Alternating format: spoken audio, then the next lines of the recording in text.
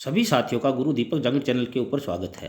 साथियों, आज हम जयपुर के कछवाहा वंश पार्ट 4 के बारे में जानकारी प्राप्त करना चाहते हैं।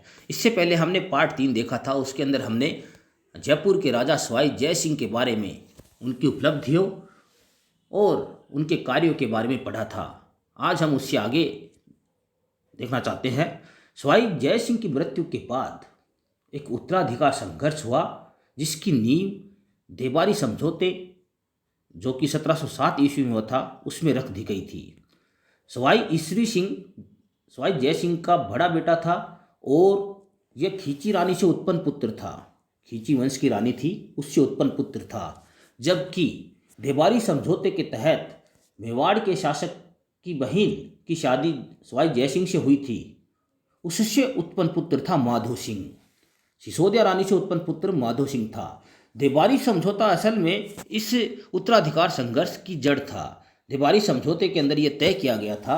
देखिए, 1707 में देवारी समझौता हुआ। उसमें एक शर्त यह थी कि इस सिसोदिया रानी से जो भी पुत्र उत्पन्न होगा वही जयपुर का अगला शासक होगा, और सवाई जय सिंह ने इस संधि के अंदर यह स्वीकार किया था। लेकिन बड़ा पुत्र होने के नाते सवाई ईश्वरी सिंह को सपोर्ट किया जयपुर के सरदारों ने, और सवाई ईश्वरी सिंह को जयपुर की गद्दी पर बैठा दिया गया।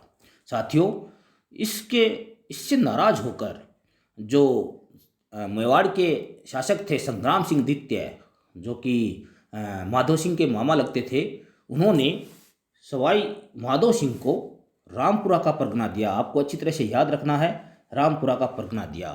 फिर दोनों भाइयों में सवाई ईश्वरी सिंह और सवाई माधो सिंह में उत्तराधिकार का संघर्ष शुरू हो गया। इससे पहले मैं आपको बता देना चाहता हूँ, सवाई ईश्वरी सिंह का जो शासन समय है वो सन 1743 से लेकर 1750 ईस्वी तक रहा।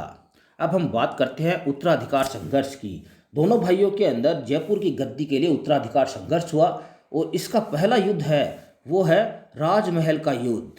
ये युद्ध सन 1747 ईस्वी में हुआ था, और साथियों ये टोंक जिले में है। राजमहल का जो क्षेत्र है वो टोंक जिले में है। यह युद्ध ईश्वरी सिंह और माधो सिंह के बीच जयपुर के उत्तराधिकार के लिए लड़ा गया था।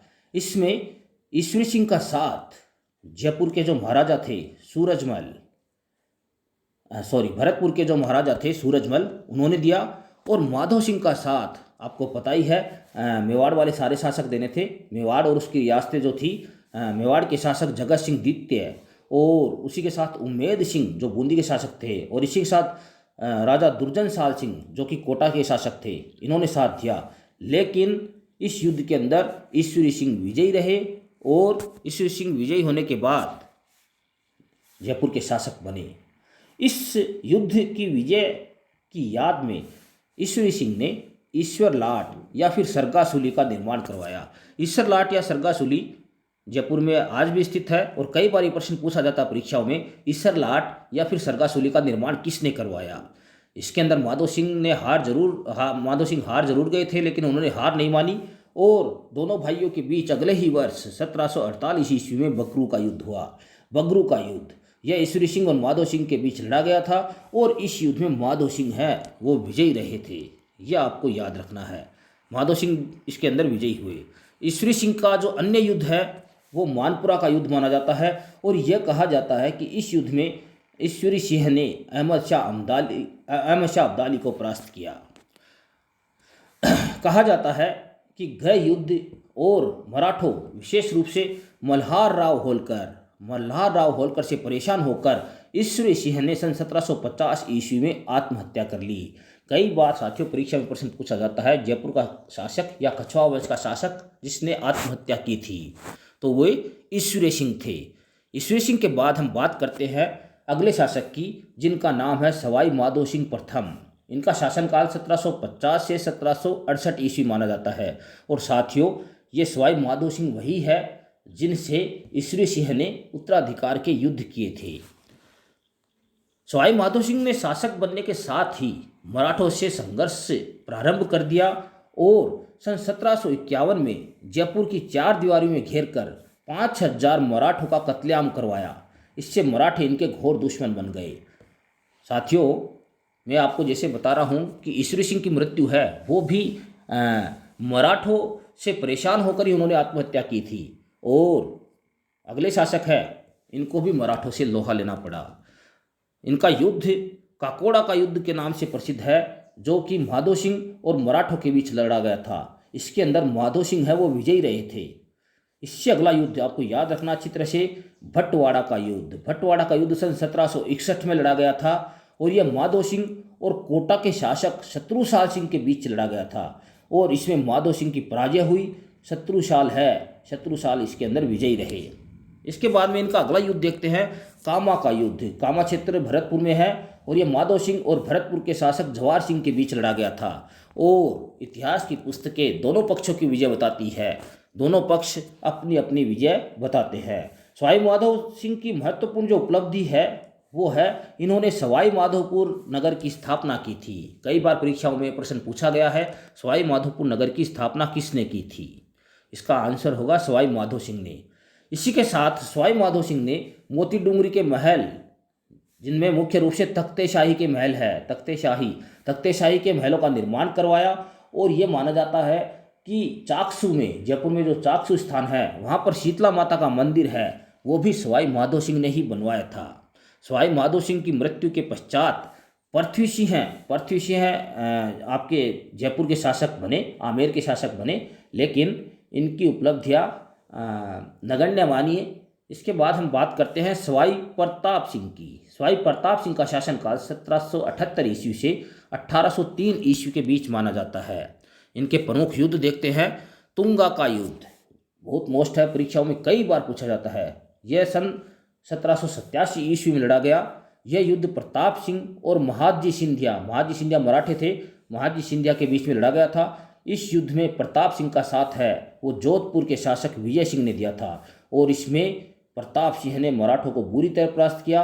प्रताप सिंह इस युद्ध में विजयी रहे। इससे अगला युद्ध हम देखते हैं, पाटन का युद्ध। यह युद्ध भी प्रताप सिंह और मराठों के बीच में लड़ा गया था। इसकी खास बात इस युद्ध की याद रखने योग्य है वो ये है कि इसमें मराठों का सेनापति जो है वो एक फ्रांसीसी था और उसका नाम था डी बॉय। जो फ्रांसीसी सेनापति थे उनका नाम था डी बॉय, ये आपको याद रखना है। इसके बाद अगला युद्ध देखते हैं, मालपुरा का युद्ध। यह युद्ध भी प्रताप सिंह और मराठों के बीच लड़ा गया था और इस युद्ध में प्रताप सिंह का साथ जोधपुर के शासक भीम सिंह ने दिया था और इस युद्ध में मराठा विजयी रहे थे। प्रताप सिंह संगीत और कविता लेखन में रुचि रखता था। यह खुद ब्रजनिधि के नाम से कविता लिखता था। आपको याद रखना अच्छी तरह से, कई बार परीक्षा में प्रश्न आया हुआ है। ब्रजनिधि के नाम से सवाई प्रताप सिंह है वो कविता लिखा करते थे। इसके आगे देखते हैं इनकी उपलब्धियाँ। सवाई प्रताप सिंह ने संगीत का एक सम्मेलन आयोजित करवाया जिसकी अध्यक्षता देव ऋषि ब्रजपाल भट्ट ने की थी। वेरी मोस्ट साथियों, आपको ध्यान में रखना है, ब्रजपाल भट्ट ने इस सम्मेलन की अध्यक्षता की थी। और इसमें याद रखने योग्य तथ्य ये है कि इसमें एक बड़ी पुस्तक का निर्माण किया गया था जिसका नाम था राधा गोविंद संगीत सार नामक पुस्तक का निर्माण इस संगीत सम्मेलन में किया गया था। सवाई प्रताप सिंह के संगीत गुरु चांद खां थे, जिन्होंने दो पुस्तकें प्रमुख रूप से इनकी प्रसिद्ध है, स्वर सागर और बुद्ध प्रकाश। इन पुस्तकों की इन्होंने रचना की थी। अगला जो याद रखने योग्य तथ्य है सवाई प्रताप सिंह के बारे में, वो वेरी मोस्ट है, कई परीक्षाओं के अंदर पूछा गया है। सवाई प्रताप सिंह महाराष्ट्र से नाटक की तमाशा शैली आपको याद रखना है, नाटक की एक शैली होती है, तमाशा शैली जयपुर लाए थे। यह आपको अच्छी तरह से याद रखना है। तमाशा शैली राजस्थान में लाने वाले शासक है, उनका नाम है सवाई प्रताप सिंह। और उस समय इस तमाशा शैली के प्रसिद्ध कलाकार थे जिनका नाम था बंशीधर भट्ट। आपको अच्छी तरह से याद रखना है, बंशीधर भट्ट है वो नाटक की तमाशा शैली के प्रसिद्ध कलाकार रहे हैं। सवाई प्रताप सिंह ने सन 1799 ईस्वी में, आपको याद रखना है, सवाई प्रताप सिंह ने सन 1799 ईस्वी में हवा महल का निर्माण करवाया। जयपुर शहर के अंदर 4 दीवारी के अंदर ये हवा महल बना हुआ है और इसके हवा महल के वास्तुशास्त्री है वे लालचंद थे। ये हवा महल 5 मंजिला इमारत है जिसकी इमारतें क्रमशः कई बार पूछी जाती है ऑप्शन में भी, इनमें से 4 दे के 3 दे के और 1 अलग दे देते हैं, याद रखना आपको। सबसे पहली है शरद मंदिर, उसके बाद में रत्न मंदिर, विचित्र मंदिर तीसरी, चौथी है प्रकाश मंदिर और अंतिम है हवा मंदिर। ये आपको याद रखनी है। और ये प्रश्न भी परीक्षा में पूछा गया है कि यह किसके समान दिखाई देता है। हवा महल है वो भगवान श्री कृष्ण के मुकुट के समान दिखाई देता है। साथियों, इसके अंदर मैंने जो कलेक्शन किया है वो ऐसा किया है कि ज़्यादातर प्रश्न है वो परीक्षाओं के अंदर, प्रतियोगी परीक्षाओं के अंदर पूछे हुए हैं। सवाई प्रताप सिंह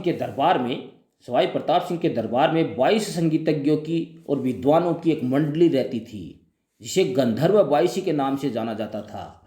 कई बार परीक्षा प्रश्न पूछा गया ये गंधर्व बाईसी किसके शासनकाल में, या फिर गंधर्व बाईसी से क्या मतलब है, क्या अर्थ है। तो गंधर्व बाईसी 22 संगीतज्ञों की, विद्वानों की एक मंडली थी जो सवाई प्रताप सिंह के दरबार में रहती थी।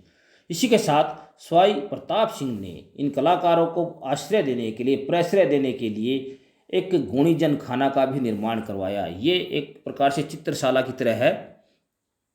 अब हम बात करते हैं इस वीडियो में ऐसे महत्वपूर्ण प्रश्न जो परीक्षा की दृष्टि से अत्यंत महत्वपूर्ण है। आपकी आगामी परीक्षा के अंदर इस प्रकार के प्रश्न आ सकते हैं।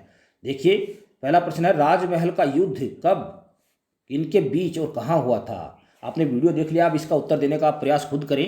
दूसरा है सरगासुली या ईसरलाट का निर्माण किसने करवाया था। तीसरा प्रश्न है साथियों, सवाई माधोपुर की स्थापना किसने की थी। चौथा प्रश्न है शीतला माता का मंदिर किसने और कहाँ बनवाया था। अगला प्रश्न है ब्रज निधि के नाम से कौन सा शासक कविता लिखता था। अगला क्वेश्चन है गंधर्व बाईसी क्या थी। और इससे अगला क्वेश्चन है तमाशा शैली को राजस्थान में लाने का श्रेय किस शासक को है। और इस वीडियो का अंतिम क्वेश्चन है हवा महल का निर्माण कब और किसने करवाया था। साथियों, 8 क्वेश्चन हैं। आपको इसमें से कितने आ रहे हैं कमेंट में ज़रूर लिखें। और आपको ये वीडियो कैसा लगा कमेंट में ज़रूर बताएं। अपने कंपटीशन की तैयारी करने वाले साथियों को मेरे चैनल से ज़रूर जोड़ें। साथियों, ये जो PDF बनाई गई है यह आपको जल्द ही इस वीडियो के डिस्क्रिप्शन में उपलब्ध करवा दी जाएगी। पूरा वीडियो देखने के लिए थैंक यू।